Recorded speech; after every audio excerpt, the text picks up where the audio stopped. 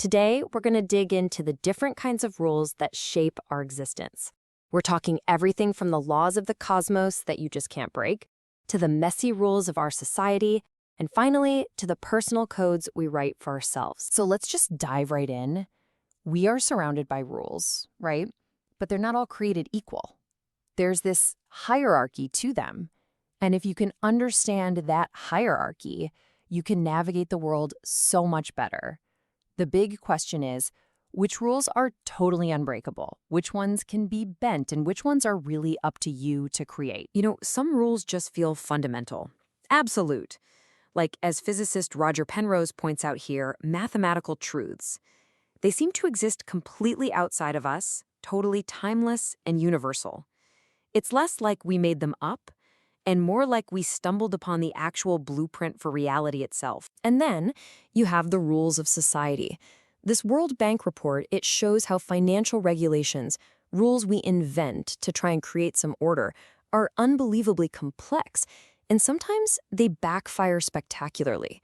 These aren't timeless truths at all. They're systems we build, and believe me, they can break. And then there's the third level, the personal one. Dr. Srivatsa here is talking about his own life's work, and he reveals this inner rule, right? A personal conviction that just drives every single one of his actions. This isn't a law of physics, it's not a government regulation, it's a code from deep within that can literally define a person's entire mission in life. Okay, so let's start at the most fundamental level. We're talking about the big ones, the seemingly unbreakable laws that govern the entire cosmos. But are they as absolute as they seem? As far as we can tell, the universe plays by a very fixed set of rules. For 13 billion years, core forces like gravity, the strong nuclear force, they haven't changed one bit. Not by any amount we can measure. These constants, they really do seem to be the bedrock of our reality. Penrose even describes space-time as having a rigid causal structure. The best way to think about it is like a fundamental grid for reality, where the laws of physics dictate what can possibly influence what. It's the ultimate rule of cause and effect, and it governs literally everything that happens in the universe. But, and this is a huge but, here's where it gets really interesting. Even these most basic, fundamental laws, they're up for debate. Physicists and philosophers are seriously asking, are these rules truly constant? Or is our understanding just a tiny snapshot in a much, much longer, evolving story of the universe? Okay, so from those vast, elegant laws of the cosmos, let's drop down a level. We're now in the far messier, way more chaotic world of the rules we invent for ourselves, the rules of society. I mean, just look at the 2008 financial crisis. It's a perfect case study. The World Bank found that this wasn't some act of nature. Nope, it was a complete failure of our own man-made rules. The system actually encouraged excessive risk-taking, and the regulations were so complicated that it made it almost impossible to hold anyone accountable. And what's really wild is the sheer mind-bending complexity we build into these things. I mean, look at this language. Tier 1 capital, Tier 2 capital, risk-weighted assets. This isn't the beautiful, simple math of the cosmos. This is a labyrinth, a maze that we built ourselves to try and control risk. And here is the direct, dangerous result of that complicated system. Our rules led to this, a huge concentration of assets in just a handful of banks.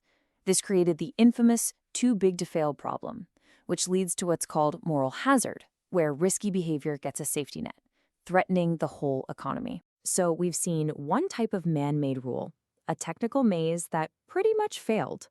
But what about a totally different kind? Just contrast that financial complexity with the Hippocratic Oath. It's ancient, it's ethical, it's not about risk-weighted assets. It's about a simple, fundamental idea, human connection. But even this system is in crisis. Dr. Srivatsa argues that medicine, by creating its own maze of complicated protocols and prioritizing profits, is actually forgetting its most important rules. And this has led to terrifying things like deadly superbugs, doctors losing their diagnostic art, and health systems that are totally overloaded. His language here is just so striking. He calls the system clownish.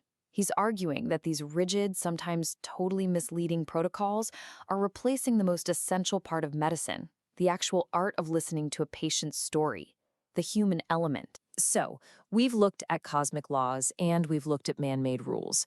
But what about the rules that matter most to us, day in and day out? Let's turn inward to the codes that we choose to live by. Okay, so one approach is completely pragmatic. Neuroscientist Rian Doris calls it the overload principle. This is basically a personal rule for massive growth. You intentionally take on a huge new responsibility in one area to literally force an upgrade in your brain's capacity. It's like a self-imposed law of extreme growth. Now, spiritual teacher Paul Ferrini, he offers a totally different framework. He makes this distinction between outer authority, the worldly laws we've been talking about, and inner authority. This inner authority is like a spiritual compass, something we surrender to, not because we have to, but because we want to unlock our own potential. Ferrini's law of equality offers this really profound personal rule. Just reject spiritual hierarchies. The core idea is that we're all equals, period. This isn't a law that's enforced by anybody but you. It's a conscious choice to see the world without all this specialness. Okay, so we're living inside these nested sets of rules, right? You've got the cosmic, the societal, and the personal. With all these conflicting demands, are we the masters of our own destiny, or are we just servants to these huge systems we can't really control? And this just gets right to the heart of it all. This comment, it perfectly captures the ultimate conflict, doesn't it?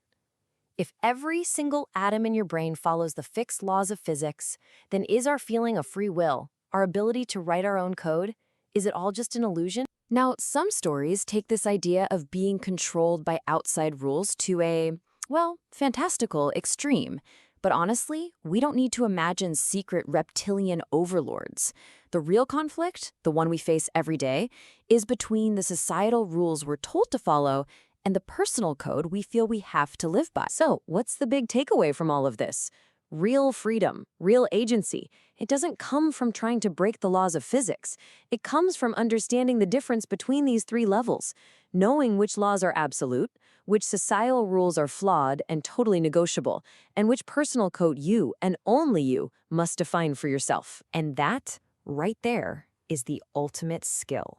Recognizing which game you're playing, which set of rules applies at any given moment, and then consciously choosing your own path within all of it.